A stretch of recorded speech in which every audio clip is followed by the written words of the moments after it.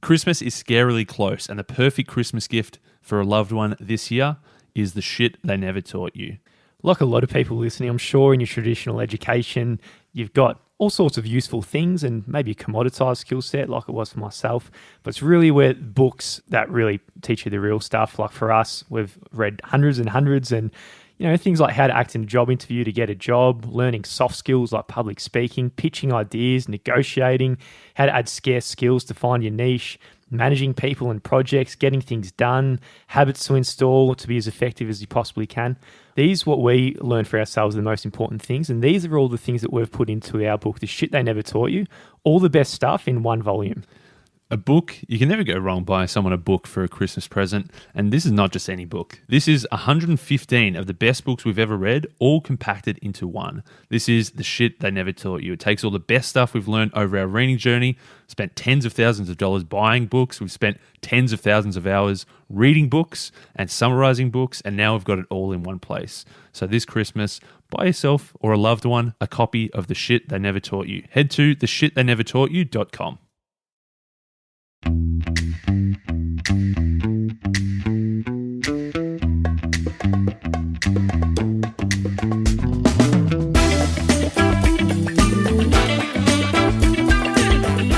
Welcome back to What You Will Learn. My name is Adam Ashton. And my name is Adam Jones. Today we're taking you through the best bits of No Rules Rules by Reed Hastings and Erin Meyer, Netflix and the Culture of Reinvention. Netflix, I think probably everyone listening to this, if you don't have a Netflix account, you at the very least know what it is. That wasn't always the case, obviously. If we go back a couple of decades, Blockbuster was all the rage. There'd be seemingly a Blockbuster store in every suburb. I used to remember the old Friday nights in a Blockbuster, get a new release or get a weekly or maybe rent a Nintendo 64 game. And Blockbuster was just massive. They were more than 1,000 times the size of Netflix. And Netflix, with Reed and his co-founders, they walked into Blockbuster's head office trying to sell themselves as this small little company to get Blockbuster to buy them out. Yeah, they just wanted to sort of just flip the company, I guess, at that time from a big behemoth like Blockbuster. It makes sense. They're the big dogs in town. You just sell yourselves onto them. And so Reed, he was a bit of a nervous wreck at the time. I mean, they'd only had 300,000 subscribers and they were off to a rocky start. They were losing money every year, $57 million at that time. So they were eager to make a deal and move on. And Netflix, obviously, back in the early 2000s, they weren't the Netflix we know today. They were actually ordered by mail. You order a DVD on the website and then they post it to you. You watch the DVD, then you post it back, and then you can order the next one and they post it to you again. And as you say, they were losing money, a shitload of money. In fact, $57 million they'd lost in 1 year. And so they sat around, they tried to pitch to Blockbuster. The CEO kind of nodded along, listened into their pitch, and then Reed says, okay, cool, do you guys want to buy us? 50 mil, and we're yours? And they said, no bloody way, mate, get out of here. Get out of here. And Reed, he was devastated. He was just thinking all the 60,000 employees at Blockbuster were just laughing at him behind his back. And he was doubting himself, really, like, why the hell would Blockbuster want them? But from that point onwards, little by little did the world change. And the business that he was in, it started to grow for a few different reasons. Well, in 2002, 2 years after this meeting where they tried to sell themselves, Netflix had grown so much that Reed took the company public. Fast forward just another couple of years, in 2010, Blockbuster went the exact other direction, declared bankruptcy. Now, apparently they've got one single store left, and I don't even know why they'd even still have one store. Whereas for Netflix, they've just gone gangbusters. They've got 167 million subscribers across 190 different countries. They're obviously creating their own content as well, and they've been nominated for Oscars. They've won 3 Oscars in 2019, and they've really obviously pivoted from this DVD by post-rental to become just the biggest streaming service in the world. Yeah, that's it. So they're just killing it right now, Reed and his company. So how the hell did this happen? If you think about that time when he was pitching to Blockbuster and they just laughed him out of the office, and Blockbuster obviously went down all the way through to bankruptcy. So there was 2 big differences there. Blockbuster had the brand, the power, the resources, and the vision, and Blockbuster probably should have beat them hands down. However, Netflix had one thing that Blockbuster didn't. Netflix, they had a culture that valued people over process. It emphasized innovation over efficiency, and they had very few controls. They had a culture of achieving top performance with talent density, and leading employees through context, not control. And this allowed Netflix to continually grow and change the world. You could almost say they have a culture where no rules rules. You could say that. You could say that's No the rules, rules. title. Yeah. So let's get into it. In spring of 2001, a crisis struck. The big old internet bubble, it had burst. Venture capital funding had really slowed to a very slow trickle, if at all. Morale in the office was low and was about to get lower because big old Reed and the leaders of Netflix are about to lay off a third of their staff. Oh, a very small company at this stage. It's a bit of a killer blow, you'd think. When they were making the decision, all right, who do we get a can? We need to get rid of some people. They didn't have any obviously poor performers. They didn't have just like, Joe Blow rocking up blind off his face after a huge night on the red wines or anything like that. They had people who were exceptionally creative that did great work and collaborated well with others, and they went all into the keepers pile. The difficulty from here were the ones that were sort of the borderline cases, right? You got your colleagues and friends and great mates, but they were sort of adequate at work, just getting the bare minimum done.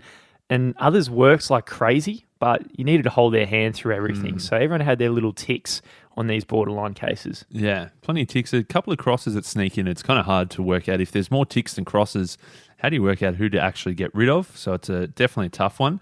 But at the end of the day, many had to go. They picked out, okay, here's the third. These guys are getting the boot, which was obviously a big blow to the morale.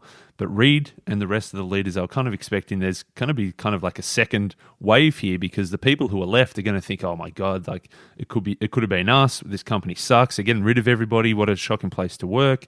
And they were really dreading the worst. They thought that there was going to be really a second wave or a second half of the storm that was going to hit them after this as well.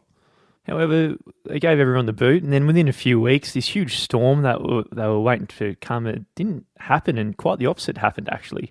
The atmosphere, it just improved dramatically because they were in cost-cutting mode. They just let the workforce go, which is bad, but the whole office was just suddenly buzzing with passion, energy, and ideas.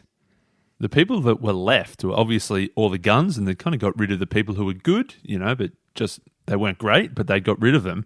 And all that you had left was the people who were madly in love with their work. So in the days and months that followed, they found that the office, the vibe really completely changed. They came to this understanding that what they had done by getting rid of some of the average people is they'd actually increased the talent density. So the talent density, they only had the guns left, and talented people, they actually make each other more effective. So it's a bit of like a positive feedback loop with that when you're just weeding out all the crap and you just end up with just the diamonds and they just amplify on top of each other.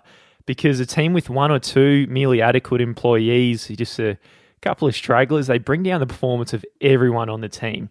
And if you have a team with, say, 5 superstars and 2 just adequate ones, the adequate ones are going to sap the manager's energy, who have now got less time for the top performers. They're going to reduce the quality of group discussions. They might just like throw out just a comment where everyone is sort of, Jesus, where'd that come from? Just derail the whole meeting. That's it. They'll force others to develop ways to work around them, reducing the efficiencies. They're going to drive the guns to quit. They're going to think, oh, I'm not going to work with this person here.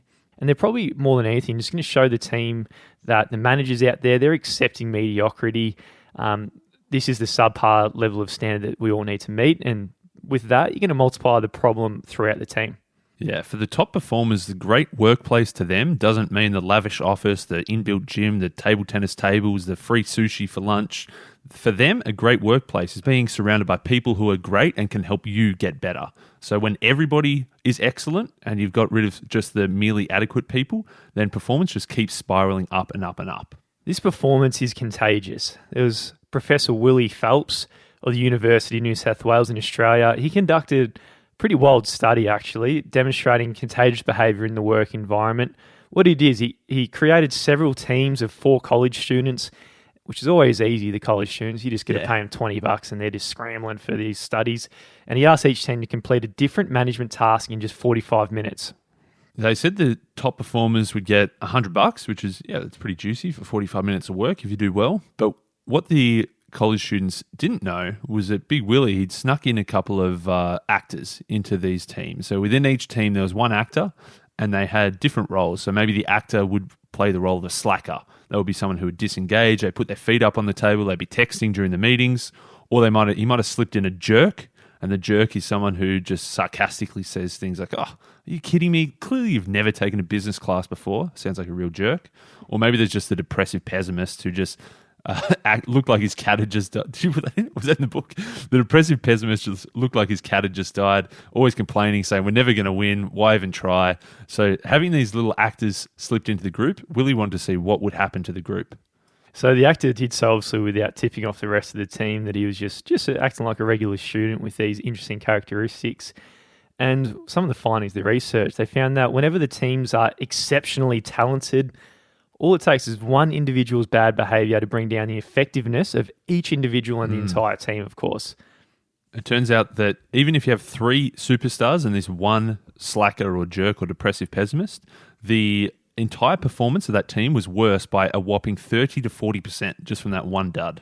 30 to 40%. That's like It's not good. It's a lot. It's a lot. And the research just says crazy, and it sort of demonstrates a bit of academically what Reed actually did with his decisions in improving the talent density. They got rid of the jerks. They got rid of, not full-blown jerks, but semi-jerks, semi-slackers, semi-depressive pessimists. Turns out the depressive pessimists sitting there in the corner with like their cat just died and just miserable, they were the worst. They turned things to shit the most out of all of them. So with this, if you've got a group with a few merely adequate performers, that adequate is going to likely spread and infect everyone else, bringing down the performance of the organisation. So the first thing that Reed and Netflix did to really accentuate the performance was increasing talent density. That was getting all the guns and getting rid of all the duds, but not even the duds, just the people who were just adequate. People who were just good enough, they'd get rid of them and just only have the superstars. And then on top of that, what they did was they paid top dollar. They offered rock star pay to these superstars. So you've got rid of the duds and you're paying everybody else a fair bit more than what they'd probably normally expect. The rockstar principle is rooted in another famous study in the basement of Santa Monica. At 6:30 a.m. Here, there was 9 trainee programmers led into a room of a dozen computers. Each was handed a note with a series of long coding and debugging tasks and programming, and they need to complete it in 120 minutes. Now, they'd expect that the best 9 programmers would outperform the average adequate programmers by a factor of, say, maybe 2 to 3. But of the group of 9, all were at least adequate performers. But it turns out the best far outperformed the worst. The best was 20 times faster at coding, 25 times faster at debugging, and 10 times faster at program execution than the person who was the lowest. That's pretty crazy, like a 20 to 25x difference. And so really what that means is like you could hire a team of 20 people who are just, adequate, or you can get this one rock star. And obviously you're not going to pay the rock star 20 times as much, but if you paid that rock star double what they would normally expect, you're saving a hell of a lot of money and getting a better result. Yeah, if you got a team of like, say, paying someone $50,000 who's just adequate and non-rock star, with this math, you're better off paying $1 million a year. You'd get a proper rock star for $1 million a year. Genuine rock star. Probably get 4 rock stars for an army. So it does add up financially, doesn't it? This takes it a little bit too far, maybe. But Gates says that what Gates said is what Bill Gates, obviously everyone knows Bill Gates, he's found that a programmer, like a good programmer compared to an average programmer, he says they're not 10 times better, but they're 10,000 times better. Now, I don't know, you're not going to pay them 10,000 times it's like the salary. $5 billion. It's more than what Bill Gates is earning. But he says, obviously, like it's someone who can combine the skills with the creativity is so much better than someone who just executes and does what they're told. It might seem like this is only available to the software industry where it's just high leverage kind of stuff with coding, but it really isn't just in the software place. It's in a whole range of other industries. At a meta level, what the great software engineer actually is doing, or the person who is a rock star, they can see these conceptual patterns that the other users can't, and they can adjust their perspective in different ways. Not stuck in a specific way of thinking. She has to push, pull, or prod herself to look beyond. These are sort of the same skills that are highest leverage in any creative job. That's right. In any creative job, there's going to be a massive difference between someone who just fills a job description and somebody who looks to the future, innovates, comes up with new ideas, comes up with a completely way of doing things. And that's the rock star that you want in any creative job. So finding those superstars is going to be far better than just having 20 times the number of people who were just executing. Yeah, I remember when we were launching our book, we had a few different ways we could do it. We could have gone the high volume, cheap approach, which was very tempting, wasn't it? Because you don't have to spend too much money. But then we had a proper rock star send her CV in to help with the PR of our book, and we're thinking, shit, what is she contacting us about? She's done NRL, she's brought Liverpool into Australia, all this sort of stuff, and then obviously charged a shitload. But luckily we did do it because those people who are the rock stars, she had all the contacts and the relationships with all the people. And I mean, a factor of effectiveness to someone who's just starting out in their career, it's off chops comparatively. Yeah, that's right. There's no way that if we had paid the average salary, we would have been getting multiple TV spots. But by finding that rock star who could do that, it was worth the extra investment. So the caveat to that is you got to pay the big bucks, but it's 100% worth it. And then Did you say the caviar again? We got an email last time you said caviar instead of caveat. It's CAVEAT instead of CAVAIR. Not black caviar, the racehorse, or caviar, the fish eggs. Okay, I've been getting that wrong for so long. The worst was I won't even say it. The body language term, which was a very common word, which I probably should have learned when I was 3 years old. I was saying gesture for years. Oh, gesture instead of gesture. Yeah. Oh, yeah, nice. I'm an idiot. But the listener who emailed in, Jonesy's now corrected caviar to caveat. Yes. I don't even know what we were talking about. What is the caveat? What were we saying? Well, we'll move on now because adequacy, we need to weed them out. We need to weed out the adequate ones. They're just the ones just struggling along. And we just want a team of rock stars everywhere. And Netflix have found a way to probably do the weeding process to pluck them out and just get rid of them. Pretty brutal sort of culture, it sounds like. Reed, he says he doesn't like people saying, oh, we've got a family environment at our workplace. Pretty much every workplace I've been at, probably not the current one, but previous ones, is all about, this family environment.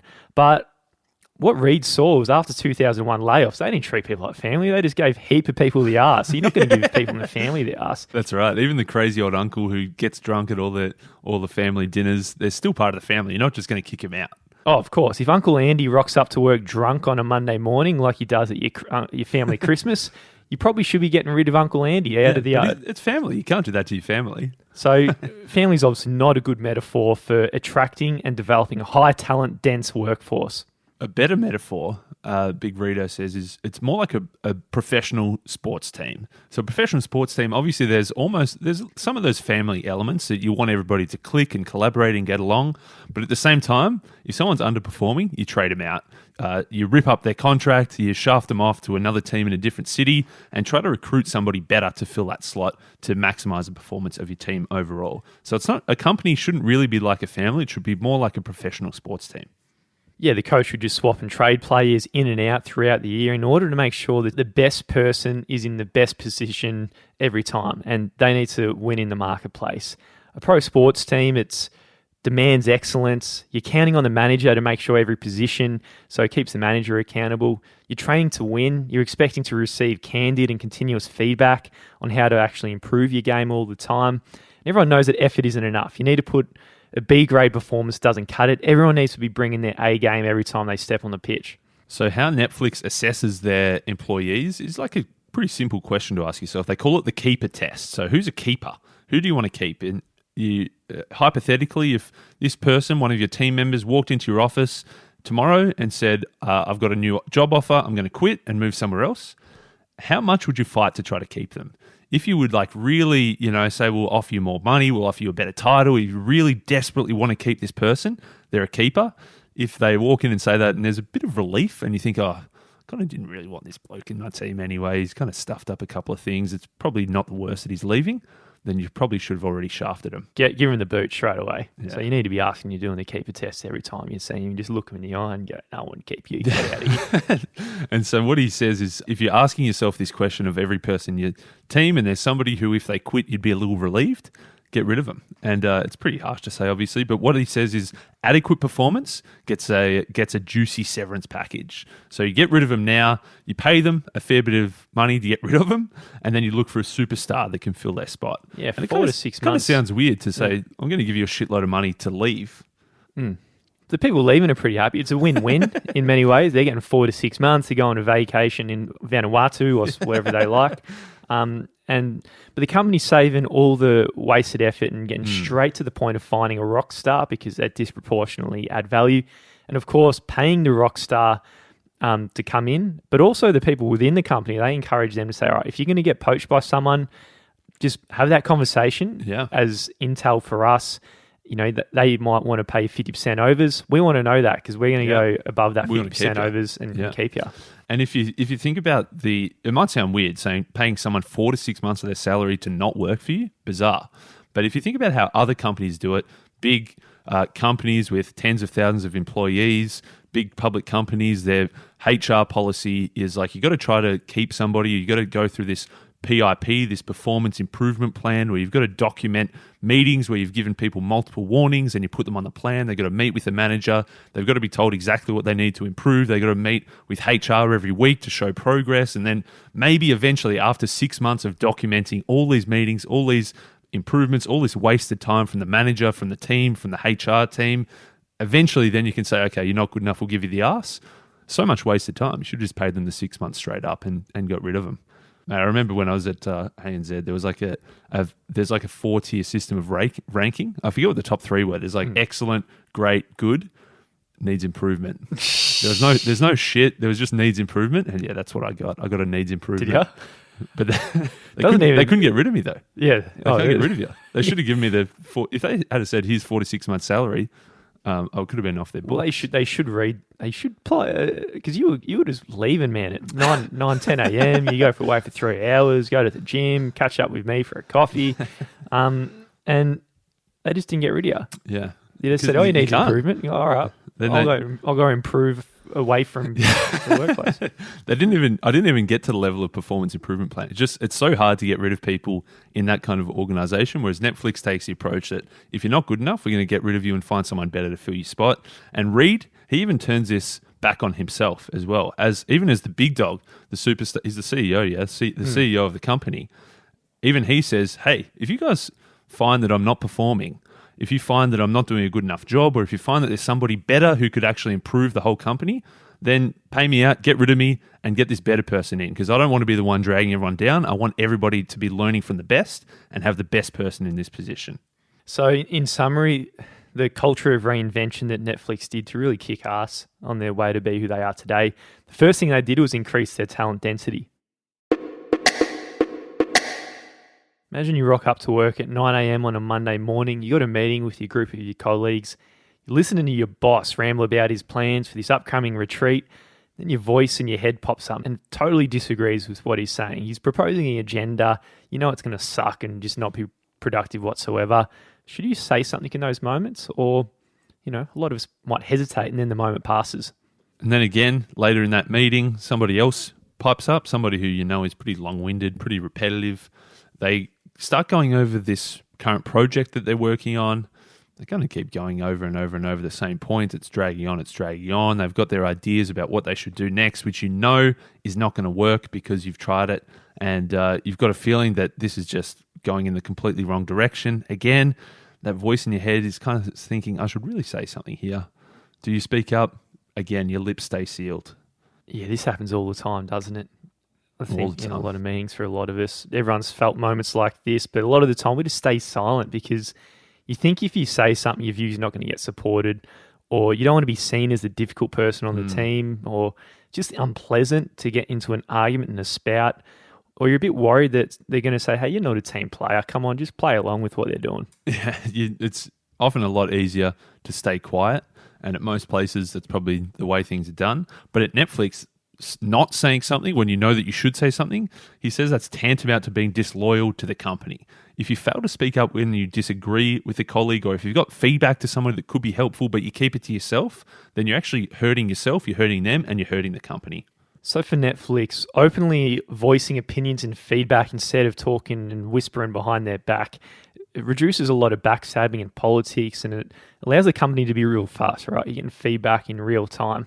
And the more people hear, if you're just hearing stuff, if you're the one who's long-winded, just rambling on about nothing and everyone in their own heads is just thinking, geez, here we go again, you're probably going to get better because you're not going to do it again. That's right. So it's They're going win-win. to tighten up. They're going to give you the So high level come dot on, mate. points. Yeah, that's right. And that's why Reed and the team at Netflix say you can only say something about somebody that you would say to their face or that you have said to their face. If someone comes into Reed's office and starts complaining about a colleague behind their back, Reed says, well, did you speak to this person directly about it? And if the answer's no, then he sends them out and says, come on, you got to say it to their face. Don't be trying to play politics and come and complain to me about it. Yes, there's none of that going on whatsoever within the company. And this is what they're doing. They're creating this culture of candor. Radical candor, you could even say as well, to name one of Jonesy's favourite books that didn't make it onto the podcast yet. Oh, yeah, it did it? Yeah, no, it was an interesting book, that one.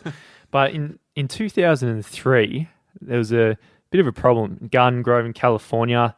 They had a lot of accidents involving cars and pedestrians, and they were very frequent on the streets. With primary school, someone just walking the pram and then this car just zooms along. Authorities, what they did is they put up speed limit signs in order to get drivers to slow down. And police started whipping out the tickets to violators. But accidentally, rates, they barely budged whatsoever. And your morning stroll with the pram was still a little bit of a risk. Yeah, still getting wiped out by a car. You'd think that the risk of a fine for going over the speed limit would be enough to kind of stop people from doing what they were doing, but it didn't really help at all. So what a few city engineers proposed as a different approach was they had these dynamic speed signs. So in other words, what they did was you would get instant feedback on exactly how fast you were going. So instead of just having the plain old speed sign, what it would do is as you drive past, it would register your speed and it would show you exactly how fast you were going, and then it would show the speed limit right next to it. And you'd probably get the big red flashing sign if you're going over the speed limit. And having that instant feedback loop by knowing exactly what you should be doing compared to what you were doing wrong, you can actually say, oh shit, I better take my foot off the gas here and slow down a touch. Yeah, like some people say, hey, what difference would that make? You can see your speed on the dashboard. But it turned out it had a huge difference. So the people in the drive, they slowed down by an average of 14% when they saw the speed displayed on the sign. And at the schools, the average speed was down now, and the lady with the pram was safe to walk again with the kids to school. That's right. Something as simple as re-showing people the information that they already had in front of them in a slightly different way was enough to make that 14% reduction in speed. And that's massive for something so cheap. So having feedback is vitally important to actually making behavior change. So obviously this is a metaphor for the office, and giving feedback in the office is probably a little bit trickier than just whipping up a speed sign. I mean, someone's going to be that speed sign and just right. give the immediate feedback. We always hear in cliches of, hey, praise in public, criticize in private, or only give feedback when they ask for it because not everyone's cut up for it. But these sort of comments, they're very counterproductive to candor and having this open and collaborative workplace that we're trying to do, because we're trying to built on honesty and trust and sort of self-development. So Netflix embraces candor and they embrace feedback, and they want people to avoid misunderstandings. They want this climate of co-accountability where it's not just the boss giving people feedback, it's everybody giving each other feedback. It reduces the need for a strict hierarchy. It reduces the need for rules and, monthly meetings with the boss to get feedback on what you're doing right or you're doing wrong, because everybody is helping each other by giving instant feedback and helping each other improve. Pretty difficult technical skill to jump into, but luckily Netflix, they've created a framework for all their employees, and they've called it the 4A feedback guidelines. Really gives you a bit of a hand in understanding how to receive feedback and also how to give it in the best way possible. That's right. You can't just walk around and say, mate, you are shit. This is a disgusting presentation. Yeah, that just sucks. You're long-winded, you suck, shut up. Yeah, just give us the dot points. You got to do it a little bit more gracefully than that. So the 4 A's, there's 2 A's of giving feedback, and there's also 2 A's of receiving feedback. Because if someone gives you feedback and you crack the shits and throw everything off your desk and go and sulk in the corner, that's pretty bad as well. So you need to give it right and you need to take it right. So, geez, Asho, keep it G-rated, mate. But so the first one in giving feedback is aiming to assist. So you must give the feedback with positive intent. Just saying, hey, you shit, mate, you suck. Doesn't sound very much positive intent in there. It sounds like you're probably just getting something off your chest, or probably subconsciously, intentionally trying to hurt someone else to further your own political agenda, whatever that might be. That's not tolerated whatsoever. Yeah, if you've been keeping something pent up and you just let a little outburst out and just basically tear the person to shreds. Like if you say, oh, the way you pick your nails in meetings, it's irritating, it's absolutely bloody disgusting, that's wrong feedback. But the right feedback would be like aiming to assist by saying, hey, you know what, if you stop picking your nails in meetings with these external partners, they might actually see you as a bit more professional. They might not be so turned off and so disgusted by you. And we can actually build a stronger relationship with these people. It's obviously a pretty weird specific example, but you can't just say what's wrong. You need to actually aim to assist. Yeah, well, long-winded, mate. You just say, hey, if you would be able to do it briefly, it'd maybe put you into more of a position of authority and people would think you suck less. And maybe I'm going, maybe I've got to learn the 4 A's. And the second A of giving feedback is actionable. So you need to give feedback that that focuses on what the recipient of the feedback can do differently.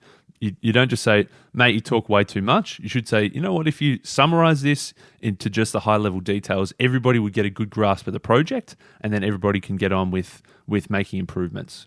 Now, the next bit is receiving the feedback, and we've got the third A here, and this is appreciate. Normally, like when you're copping something, copping a bit of criticism, it's instinctive to just get on the back foot. It just doesn't feel right, doesn't feel good, and this is just a reflex that you have to your ego and your reputation. So I think you do got to be prepared to receive the feedback, and you need to fight this reaction and just sort of like step aside and just see it appear within yourself and ask yourself to just show for this moment that you appreciate what you're copping from the other person. That's right. If somebody gives you feedback and you don't take it well, then they're not going to give feedback again next time. You got to appreciate the fact that they've gone out of their way to take a risk because it's uncomfortable for you, but it's also pretty uncomfortable for them too. The fourth A is to accept or discard. It's really cool to be like you got the optionality about it. If you're not getting any feedback and no continuous, what's your speed limit sort of thing, then you got nothing to do. But if you're receiving constant feedback, it doesn't mean you're going to take everything on. You've got the option to say, all right, that sounds pretty good, I'm going to take that on, or say, nah, I'm going to discard it. But out of 30, you might just take on 10 and discard 20, but you got 10 new things you've improved upon. That's right. If the speed limit sign flashes up that you're 5Ks over the speed limit, you can either accept or discard. You might say, you know what, I'm in a rush for a meeting, I've got to keep speeding. Or you might put the foot on the FU, I'm going faster. Or you might say, you know what, you're right, I should probably slow down so I don't hit that lady with the pram. But it's up to you. You got to appreciate, you got to say thanks, but ultimately the actions is up to you to either take that on board and accept it, or say, you know what, I'm not going to accept this one. I like it. So that's the second component of Netflix's culture of reinvention, the way they kicked ass, and that was by building the culture of candor. Radical candor, you could say. Erin Meyer, the co-author of this book, she's long believed that creative work should not be measured by time. That's a relic of the industrial age when employees had specific tasks, but now those tasks are done by machines. If a person came to Erin and said, hey, Cheryl, she's working like crazy, let's give her a promotion, Erin would say, well, I don't care how hard she's working. All I really care about is what kind of impact she's making. What if Cheryl was accomplishing amazing things in 25 hours a week from a hammock in Lombok, Indonesia? And then Erin would say, well, let's give her a massive raise. Like, she's bloody awesome. She's extremely valuable. That's right. In today's age, it doesn't matter how many hours you're clocking. It doesn't matter how much you're chained to your desk and just slaving away. All that really matters is how much you're producing, how much you're actually contributing to the company. So when it comes to how performance is judged, hard work is irrelevant, and all that matters is how much you're getting done. And this is why in 2003, Netflix made a big change to their company, and I think there's a few companies following suit now. Some employee asked Reed, said, look, we're working online some weekends, we're responding to emails at odd hours, we're taking the afternoon off here and there. We're obviously not tracking our hours work per week. Then why the hell are we tracking our days of vacation per year? I mean, on average, like, there's a much more variance in the hours per week that people's work. I mean, some people are 70 hours a week, some people are 40. Why should we care if someone takes 50 out of 52 weeks or 48 or 46? It really doesn't make a big difference. So what they did was they scrapped their vacation policy. So they had no more vacation policy. They didn't say, hey, everyone gets 2 weeks off a year plus 5-6 days. They just said, you know what? If you're working hard, you're getting your job done. There's no rules. Take a week off, take 3 weeks off, take 6 weeks off. Whatever you need to do, then go for it. As long as you're getting your job done, then it's on you. This was super attractive for all the most talented people out there, especially the ones who are the old clock watchers, who Maxwell wrote about in the 5 levels of leadership. The people just love just at 4:59, they look at the clock and there's out the door at 5 o'clock sort of thing. So totally opposite to that. And it really signals freedom to the employees, and it really signals that they're trusted to do the right thing. When Reed did this, he had 2 recurring nightmares. One nightmare, it's the middle of summer, he's late to an important meeting, he tears into the car park, looks around, there's not really many cars around, and then he sprints into the building, he's yelling out, Susie, to the office, David, Jackie, Samantha, come on quick, we've got to have this quick meeting before this massive important meeting with the client. He looks around, there's no one there. All of a sudden he walks through, he finally finds Patty, his HR manager, the one who made this unlimited vacation policy. He says, where is everyone? And then Patty says, oh, well, it's summer, everyone's gone to the beach. Obviously that's a big problem that could come with this unlimited vacation policy. The other nightmare, quite the opposite. It's in the middle of winter, there's a crazy blizzard outside. The entire workforce is stuck in the office with no way to get in or out. There's piles of snow blocking every exit. It's a bit of a metaphor here. The office is crammed full of people. Some are working, some are lying on the floors trying to sleep. Everyone's just working too bloody hard and too scared to turn away from their computer screens. And at this point, everyone's exhausted and unproductive, and they don't want to be the first one to walk out the door and get out of the office. Yeah, Reed, he picked them up off the floor, plonked them in their desk, tried to make their fingers work to type on the computer, but nothing was happening. They'd just been so overworked that they were unproductive. So they're kind of the 2 possible downsides of this no vacation policy. The first is that people take advantage of it and take holidays all the time. And the second is they think that no vacation policy means no vacation policy. And that's saying that, okay, well, there's no policy, so I don't get 2 weeks off a year, so I'm not going to take any time off. So to solve the first problem of everyone just spending half a year in Lombok, Indonesia, miss that joint, obviously, keeps coming up. There's plenty of work cultures out there who take the piss a bit, I think. If you give too much freedom and responsibility, it just wouldn't work out. People would just abuse it, and they'd probably lose it in the end. But if the culture from the very start, they've done the things we've already spoken about in building that high talent and density, they're got the radical candor where people give it straight. If you give people freedom and responsibility in that culture, it's going to be amazing. Things are going to go out very well and very differently. Yeah, they're going to take the right amount of time off. They're going to know that, hey, if there's a big, there's a big annual strategy meeting, they're not going to be taking that time off. They're going to be working up until that point and then maybe take time afterwards. Or they're not just going to, one day things get tough, so they just say to the boss, hey, I'm off, I'm taking a month off now. They're going to do it in the right way. They might realize that if you're going to take a day off, then just tell them at the start of the week. If you're going to take a week off, give them a month's warning. If you're going to take a month off, then maybe give them 3 months of notice. They're going to do the right things. If you've built all these, the right culture up until this point, it's going to work out well. And to combat the second problem where no one's taking any leave, you need the people at the very top of the model to show that it's okay. And this is where they give the leadership to really just show the policy. So they're taking long vacations. So Reed will go off and he'll take his 6 weeks off or whatever he needs to do and go traveling. And then the people down the line, they'll know it's okay for them to do the same sort of thing. I mean, if Reed is working 51 weeks of the year, 7 days a week sort of thing, from down to the bottom of the line, if he's your leader, you'd go, You're never going to take a holiday. Yeah. So it's really about the people at the top modeling what the right type of behavior is and then encouraging everybody else to do the same, which kind of flows into the other thing they do in this sort of control area is that they lead with context, not control. They don't tell people what to do. They just set the framework around it and let people decide for themselves.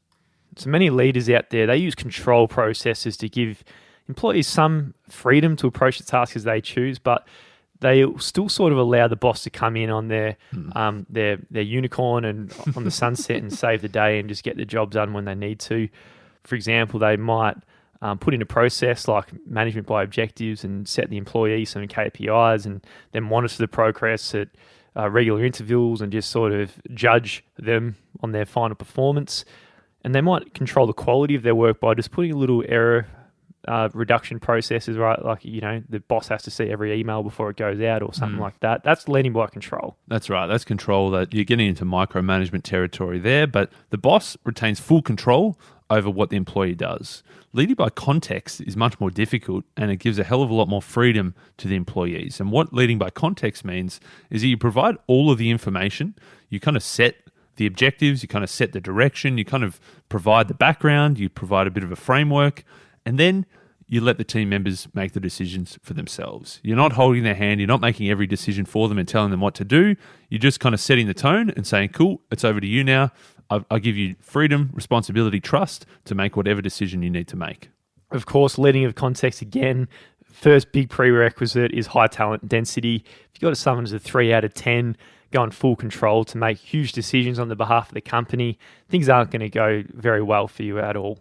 An interesting story is, like, imagine if you were a parent, and a lot of people, it's not very hard because they actually are parents, but let's say you got a 16-year-old boy, loves to draw Japanese-style anime and solve complex Sudoku problems and plays the sax, so an interesting little kid. And lately, nice kid, but he's going to parties with older friends on Saturday nights, and they get loose. They drink and drive, they party pretty hard. You don't want him to follow in their footsteps and drink and drive or get in the car that anyone's on the booze after a big night out. So how would you approach this sort of problem? Yeah, you've got two ways to approach this. One is the control. You can decide which parties your son does or doesn't go to. You can monitor their actions whilst at the party. You can put a little tracker app on their phone. You can call the parents of the party beforehand. You can probably check in a couple of times throughout the party. If they want to go out on a Saturday night, there's a process. The kid needs to explain exactly what they plan on doing, who they're seeing, who they're going with, how much they're going to be drinking, how they're getting back. And then you're going to probably speak to a few different people as well and make sure that it's all good. And you can decide if they go to that party or not. That's the control method. Yeah, well, the other way is, of course, leading with context. So here you set the context with your son so you just both align from the start. So you sit down with him, you talk about why teenagers drink, and you might say, hey, a bit of fun back in my day too. The dangers associated with drink driving. In the kitchen of the house, you pour a few glasses of alcohol, you give him a bit of whiskey, you give him a bit of scotch. I remember Tony Robbins the parent just gave him 6 cans when he was turning him off alcohol. Anyway, but you just show him like the amount it takes to become tipsy, drunk, or blacked out. I remember I didn't know this when I was in year 8. I just thought beer was like scotch, and I had fucking bought a glass and and I was done for the night. But if someone had to just pour me a little bit of whiskey and you just taste and go, right, that's some strong stuff right there. You're sort of learning and you're getting the context about what alcohol is and understanding what are some of the risks. That's right. And then from there, you allow your son to make their own decisions.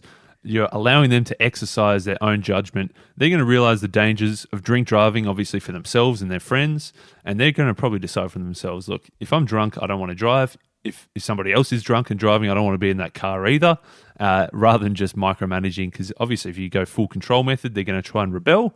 If you go the context method, they're probably going to use their own better judgment. Yeah, and you're preparing the son to make just good decisions in general for themselves on a Saturday, because there's going to be times when the parents aren't there just to follow it and understand exactly what's going on in their lives, obviously. So there's going to be myriad of new situations they're going to be better equipped for, which is exactly what it's like in the workforce. At Netflix, for example, they don't use like the pyramid structure of decision making where it's control, where the person at the top makes all the decisions and kind of passes it down the line, and it works in that kind of way. Reed looks at this context method of leadership more as like a tree. He's kind of like the roots, whereas he sets the initial context for where he wants to go as the company. So Reed at the roots, he might say, we want to expand and go global. So there's just the context. Within that context, you can decide, are the things that I'm doing helping this context of going global or not? We'll talk about the example of the full tree structure in a second. If you think about a pyramid structure, let's say if you're working at a creative studio, and this is probably the same for all organizations, something important came up, you're at the bottom of the food chain, and if it wasn't at your level of decision making, you'd probably have to ask your manager, and if it's important to their level, they'd have to ask their manager. If it's extremely, extremely important, they'd ask their manager. So then at the end of the day, you've just got the CEO who has all the most important decisions somehow just flow all the way up, and then it's on the CEO to make the big calls. But at Netflix, it's the totally other way around with this tree. As you said, Ashjo, Reed, he's at the roots. He's not making decisions, but he's at the roots, setting the culture and just saying, hey, you need to go global, everyone. The next sort of level up might be the trunk, and that might be Ted. What's Big Ted's job? Ted Sarandos. He's like the head of content. So Ted will say, risk big, learn big. So then the next person up the big branch, Melissa Cobb, she says, bring ice cabins and mud huts to Bangkok. Whatever that means. So she's setting the context there. She's confusing her employees, I think. But anyway. So what she's saying is like, obviously, kids in Bangkok, they don't just want to watch TV shows about Bangkok. They want to watch TV shows about Kenya, and they want to watch TV shows about igloos and about the Inuits and stuff like that. So she's saying that bring ice cabins and mud huts to Bangkok. And then the next one up, Dominique Bazet, she's kind of on a smaller branch, but she says, when we're making animated shows, let's aim high. And then next, you've got Aram Yakubian. He's on a little small branch, and he's been pitched this show called Mighty Little Beam in India. And he's wondering, okay, should I sign this show? Should we put it into production or not? So he's now got the decision. He doesn't have to go back to Dominique, back to Melissa, back to Ted, back to Reed and say, guys, should we sign this or not? He's the one, he's the what they call the informed captain. He can make the decision based on all this context from the roots of the tree all the way up. So this is a multi-million-dollar financial decision, and compared to other companies, you're at the very bottom of the hierarchy in that sense. But so you're the entry-level sort of thing, and you're making the call on a multi-million-dollar decision. And that's because if everyone else has done their job in seeing the context right, you can sort of put this into your situation. I mean, the one directly above said mighty learnings from Little Beam, meaning that, all right, if we make this decision here, we're going to get mighty learnings either way about the market in India, about what they want to watch. So he made the call. We're going to go with this, and didn't need approval from the boss. Like a lot of stories and books, it turned out to be a wild success. So you didn't hear the ones that failed, of course. Ice. But yeah, that's what they brought, a few ice cabins to Bangkok and a few mud huts as well. Yeah. Within that context. They risked, they learned big, and they went global. So there you go.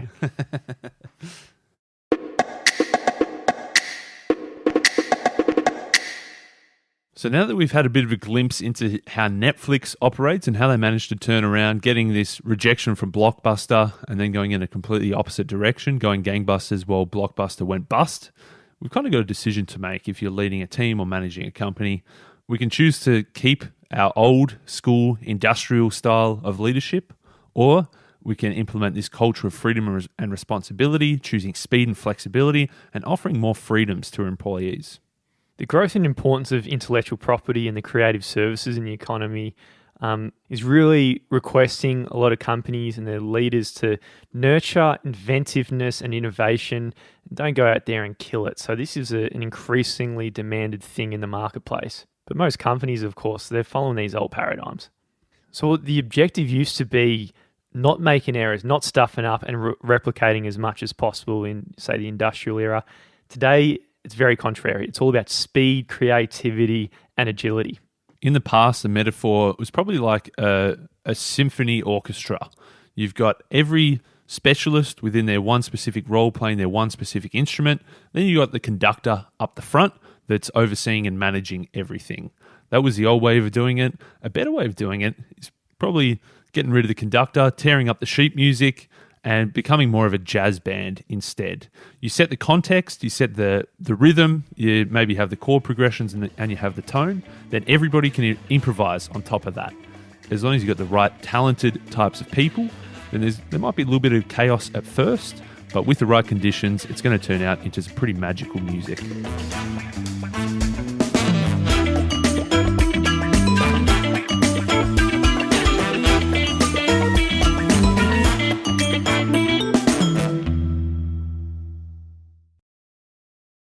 If you're not sure what to buy someone as a Christmas gift this year, buy them an international best-selling book by a couple of international best-selling authors. Grab The Shit They Never Taught You by Adam Jones and Adam Ashton. International best-selling authors, if I might add in there. We previously... Did you say that? I did, but hit it again. Once more. Sounds good, doesn't it? Yeah. International best-selling authors. There you go. Yeah, we did it. So a title we're proud of. We're going to throw it around and bandy around a few times now, but probably more proud about the ideas that are in the book, and we can guarantee that it's going to make you look like a legend when you gift it to someone you love. Head to theshittheynevertaughtyou.com to find all the places where you can buy this bad boy today. Acast powers the world's best podcasts. Take it from us, hosts of the UK's biggest football podcast, Football Ramble. It's called Soccer. Oh yeah, soccer. What were we saying? Anyway, here's a new show recommendation for your playlist. Listen, gamers, look, I get it. You've got a lot going on. You may not always have time to spend hours listening to four dudes droning on some gaming podcast. Or enough patience to wade through the thousands of tirades on Twitter. Let me cut through the noise in just 5 minutes, Monday through Friday, with Let's Play Daily Gaming News with me, Nate Bender. Subscribe to Let's Play Daily Gaming News on Apple Podcasts, Spotify, or wherever you download your podcasts. By the way, if you love soccer, football, or the sound of British voices, take a listen to Football Ramble wherever you get your podcasts.